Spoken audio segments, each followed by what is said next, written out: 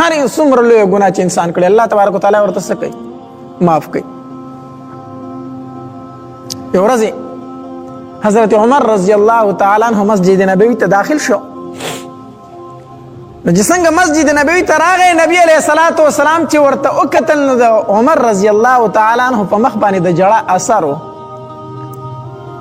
نبی علیه الصلاة والسلام ورته فرمایل عمر ولې خفه یې؟ ولې خفه یې؟ جاړې ولې؟ د الله پاک پیغمبره د جومات ته چې رادننه کېدم په دې دروازه کې یو نوجوان ناست دی او داسې جاړي چې د هغه جړه زه وجړولم، داسې زار او قطار سره جاړي چې د هغه جړه زه وجړولم. نبی علیه الصلاة والسلام ورته فرمایل ښه عمره دا هلک را داخل کړه چې ولې جاړي، زه خو دې تپوس وکړم که نه. نو دا هلک چې را داخل شو نبی علیه الصلاة والسلام ورته وفرمایل وی نوجوانه ولې جاړي، ولې خفه یې، په څه باندې؟ د الله پاک پیغمبره یو ګناه رانه شوې ده او هغه ګناه مې جړوي نو، ګناه مې څه کوي؟ جړوي نو. وی ولې نبی علیه الصلاة والسلام ورته وفرمایل وی ولې؟ وی ځکه ډېره غټه ګناه مې کړې ده، ډېره غټه ګناه مې کړې ده. نبی علیه الصلاة والسلام ورته وفرمایل وی ښه وی دا راته ووایه ای هلکه ای نوجوانه دا راته ووایه چې د الله تبارک وتعالی دا وواړه ځمکې او دا وواړه اسمانونه او دا غر دا لوی دی که ستا ګناه لوی دی؟ هغه نوجوان ورته وی د الله خوږه پیغمبره د دې اوو اسمانونو نه د دې اوو ځمکو نه او د دنیا د دې ټولو غرونو نه زما هغه ګناه غټه ده، د دې نه غټه ده. ښه نبی علیه الصلاة والسلام ورته وفرمایل بیا راته دا ووایه که نه چې د الله تبارک وتعالی کرسي لویه ده که ستا دا ګناه لوی دی چې ته پې دومره خفه یې؟ هغې نوجوان ورته وفرمایل وی زما ګناه لویه ده، د الله د کرسۍ نه زما ګناه څه ده؟ نعوذ بالله لویه ده. بیا ورته نبی علیه الصلاة والسلام وفرمایل وی نوجوانه دا راته ووایه چې د الله عرش لوی دی که ستا دا ګناه لویه ده؟ نوجوان ورته وی زما ګناه لویه ده، زما ګناه لویه ده، ما ډېره غټه ګناه کړې که نه. بیا ورته نبی علیه الصلاة والسلام فرمایل وی هلکه دا راته ووایه چې د الله تبارک وتعالی ذات لوی دی که ستا ګناه لویه ده؟ وی د الله ذات لوی دی. د الله پیغمبره د الله ذات څه دی؟ لوی دی، د الله ذات لوی دی. نو نبی علیه الصلاة والسلام ورته وفرمایل وی هغه لوی ذات په ستا دا دومره لویه ګناه معاف کوي، ته ولې دومره ناامیده یې؟ هغه لوی ذات په ستا دا لویه ګناه معاف کوي. هلک د جړا نه بس کړو، لږ طبیعت یې ښه شو. نبی علیه السلام ښه دا دومره غټه ګناه به م الله معاف کوي؟ او الله تبارک وتعالی به درته دا معاف کړي. خو ای هلکه دا خو راته ووایه چې دا ګناه دې څه کړې ده؟ تا خو راته ووایه که نه؟ د الله خوږه پیغمبره ستا د مخ نه ماته حیا راځي، ستا د مخ نه ماته څه راځي؟ حیا راځي، نشم ویلی. نبی علیه الصلاة والسلام ورته فرمایل خیر ووایه دا ګناه څه ګناه ده چې ته دومره وایې چې زما دومره ګناه غټه ده، د ځمکې نه غټه ده، د اسمانونو اخر ګناه څه ده؟ وی د الله خوږه پیغمبره زما کار چې دی که نه د 7 کالو نه زه کفنونه د مړو نه پټوم، زه کفنچور یم. څوک چې مړی ښخ کړي مدینه منوره کې که نه زه به زه شپې له لاړ شم کفن ترې نه راوپرځمه هغه ترې راپټ کړم مړی بیا پټ کړمه او کفن ځان له به بازار کې خرڅ کړم. دا زما کار دی، کفنونه پټوم د مړو نه. 7 کالو پورې مې دا کار وکړو. وی د الله پاکه پیغمبره بله شپه لاړمه د انصارو کې یو نوجوانه جینۍ مړه وه، پیغله جینۍ مړه وه. نو چې هغه خلکو دفن کړه زه پسې شپې له لاړمه او د هغې قبر مې کولاو کو. نو چې قبر مې کولاو کو نو کفن مې ترې راټول کو. کفن چې مې ترې راټول کو او را روان شومه نو ډېره پیغله جینۍ وه، ښایسته جینۍ وه، هغه بدن باندې مې سترګې ولګېدې. نو را روان شومه نو شیطان راته وسوسې شروع کړې چې دې سره بدکاري وکړه، دې سره څه وکړه؟ نعوذ بالله بدکاري وکړه. وی د الله خوږه پیغمبره لاړمه د هغې مړې جینۍ سره په قبر کې مې بدکاري وکړه. دا مې وکړو او چې دا مې وکړو وی چې را روان شومه نو هغې جینۍ راته اواز وکړه، هغې مړې جینۍ راته د قبر نه اواز وکړو چې ای ظالمه ای فاسقه د الله نه هم نه یېرېږې، د الله نم تعالی یاره نه درځي. خلک خودي نه نزا نو د الله نم تعالی یاره نه درځي چې زه د مړو په ډله کې بې حجابه کړم او زه به د قیامت په ورځ د الله په دربار کې چې پاسم نو زه به په حالت د جنابت کې ما په ما خو دې غسل واړم. دا تاسو وکړه. ظالمه د الله نه یېرېږي چې داسې کارونه کوي. د الله پیغمبره اوس یېرېږم چې ما به الله معاف کړي. دا د کولو ګناه وه. روایتو کې راځي نبی علیه الصلاة والسلام دا مخ مبارک د غصې نه سور شوی او چې دا کیسه کوله. دا مخ مبارک د غصې نه سور شو او چې دا کیسه خلاصه کړه نبی علیه السلام پې ګزار وکړو. ګزار یې پې وکړو. وی پاسه بدبخته زما د خوانه پاسه بدبخته تاله د مړي نه د هغې قبر نه م یره نه درتلله هلته تا بدکاري کوله دومره ته په زړه ساخې پاسه زما د خوانه او ستا دپاره لایق چې دغه جهنم دی ستا دپاره اور لایق دی. هغه لکه د ځان نه خوانه پاس او دی په جړا روان شو په جړا روان شو او لاړ یوې صحرا ته او هلته په جړا پرېوتو. 40 ورځې شپه ورځ د الله په دربار کې جاړي الله ما معاف که الله ما معاف که. په دې 40 ورځ باندې دعا غواړي وی الله کو چېرته زما د دعا تا معاف کړي که نه نو نبی علیه الصلاة والسلام او صحابه کرام پې خبر که زما په دې توبه باندې خبر که چې ما دغه توبه قبوله کړې ده چې زما نه لږ نفرت کم شي او الله کو زما توبه نه قبلوي که نه زما توبه نه قبلوي نو د اسمان نه اور راولېږه او ما پې وسېځه خو د اور په جهنم مې مسېځه. الله چې څه سزا راکوي هغه په دنیا کې راکړه ما په اور وسېځه خو د جهنم د اور نه مې خلاص که. الله دا دعا یې وغوښتله چې دا دعا یې وغوښته دې کې جبریل علیه الصلاة والسلام راغی الله نبی علیه الصلاة والسلام لره دا الله محبوبه الله تبارک وتعالی راولېږلم زه در باندې هم سلام کوم او الله تبارک وتعالی در باندې هم سلام کوي. نبی علیه الصلاة والسلام فرمایل وعلیکم السلام ورحمة الله وبرکاته.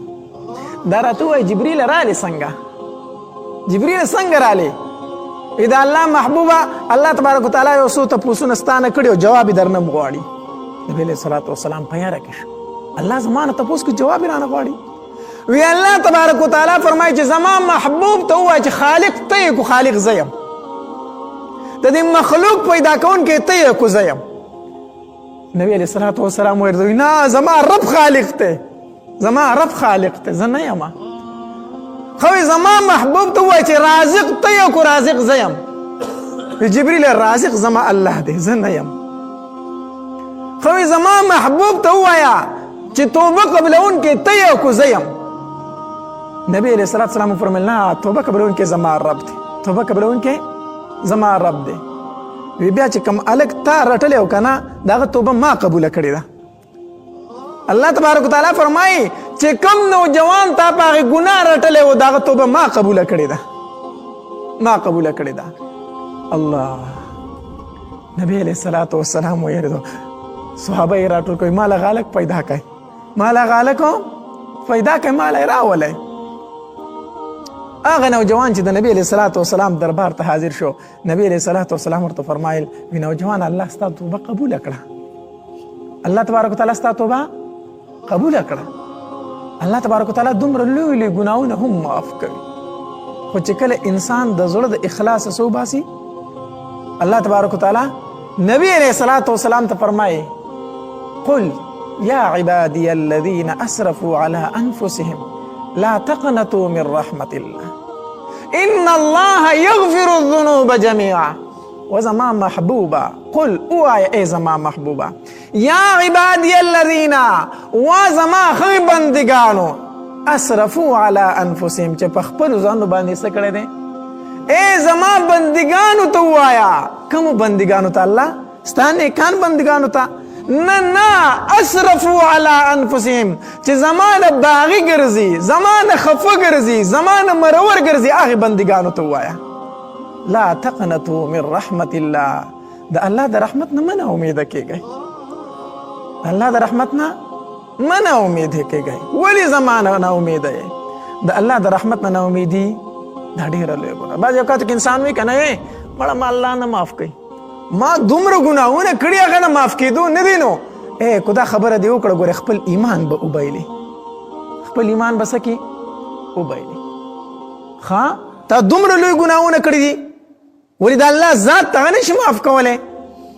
نا امیدي خلک وایي ګناه ده کفر دی هغې نه دا نا امیدي مراد ده لا تقنطوا من رحمت الله د الله د رحمت نه مه نا امیدي کیږئ ان الله یغفر الذنوب جمیعا الله تبارک وتعالی ټول ګناهونه معاف کوي الله تبارک وتعالی ټول ګناهونه معاف کوي ټول ګناهونه معاف کوي حدیث مبارک کې راځي حدیث قدسی دی نبی علیہ الصلوۃ والسلام فرمایي وی الله تبارک وتعالی فرمایي اے بنی آدم لو بلغت ذنوبك عنان السماء